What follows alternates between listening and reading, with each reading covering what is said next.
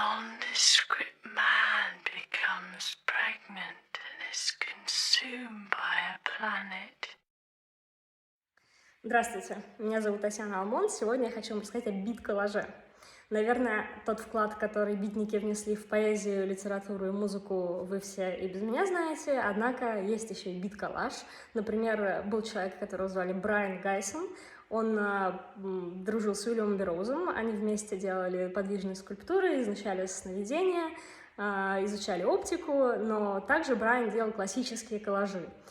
Следовал он в этом смысле рецептам, которые оставили еще дадаисты. Например, Тристан Цара в свое время предложил такой способ составления поэзии. Вы берете газету, вырезаете из нее случайные полоски, кидаете их в шляпу, перемешиваете и абсолютно спонтанным образом достаете одну за другой, склеиваете подряд. Таким образом получается поэтическое произведение. Оно достаточно абстрактное. Таким способом, как говорят, пользовался Курт Кобейн, Том Йорк, Дэвид Боуи. Так что мы, в принципе, пойдем по их следам. Но в данном случае это будет не поэтическое произведение, а коллажное, но принцип тот же.